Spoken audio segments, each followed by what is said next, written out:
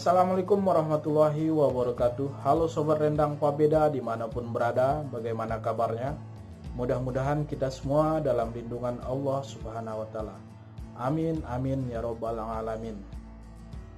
Pada video kali ini Rendang Papeda ingin berbagi pengalaman pada saat mengikuti tes seleksi kompetensi bidang analis laporan keuangan di salah satu instansi pemerintahan.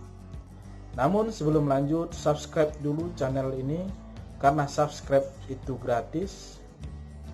Terima kasih bagi sobat yang sudah subscribe.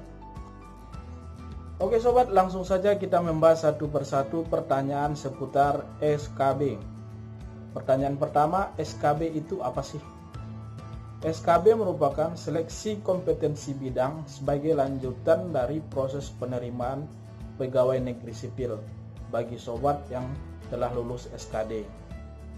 SKB ini dilakukan dengan metode CAT yang terdiri dari tes substansi jabatan dan tes psikologi. Kemudian pertanyaan kedua, SKB itu berpengaruh tidak dengan kelulusan? Sangat berpengaruh sekali. Bobotnya 60% dari keseluruhan tes.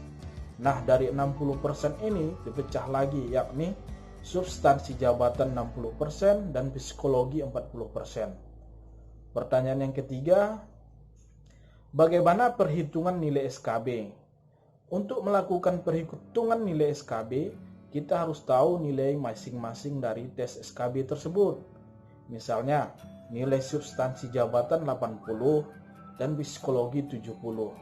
Maka perhitungannya pertama hitung masing-masing nilai dengan mengalihkan bobotnya.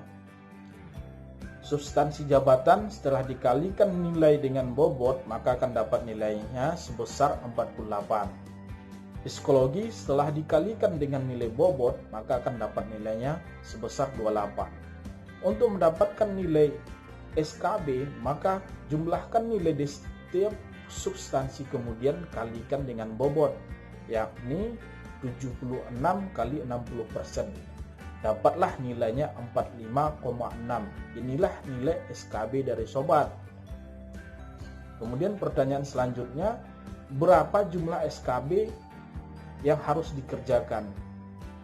Sesuai informasi sebelumnya bahwa SKB ini terdiri dari 2 tes. Maka jumlah masing-masing soal, yakni soal substansi jabatan itu sekitar 100. Untuk psikologi itu lumayan banyak, lebih dari 200 soal. Selanjutnya pertanyaan kelima, materi SKB itu apa aja sih? Materi SKB itu ada berapa pengelompokan? Antara lain, untuk substansi jabatan pertama membahas seputar disiplin ilmu sobat masing-masing. Misalnya, disiplin ilmu sobat itu manajemen. Maka, soal yang dibahas seputar pengetahuan dasar mengenai manajemen. Saran saya baca buku pengantar manajemen, pengantar bisnis, dan lain-lain. Yang kedua, membahas kemampuan terkait dengan formasi yang dilamar. Misalnya, formasi analis laporan keuangan, sobat harus mempelajari terkait dengan jurnal dan pembukuan akuntansi dasar. Yang ketiga, membahas seputar undang-undang atau peraturan pemerintah terkait dengan formasi yang dilamar. Sehubungan saya ambil formasi analis laporan keuangan, maka yang keluar seputar akuntansi keuangan pemerintah. Saran saya baca PP nomor 71 tahun 2010 tentang akuntansi keuangan pemerintah, Undang-Undang nomor 17 tahun 2003 tentang keuangan negara, kemudian Undang-Undang nomor 1 tahun 2004 tentang perbendaharaan negara, serta undang-undang dan peraturan pemerintah lainnya.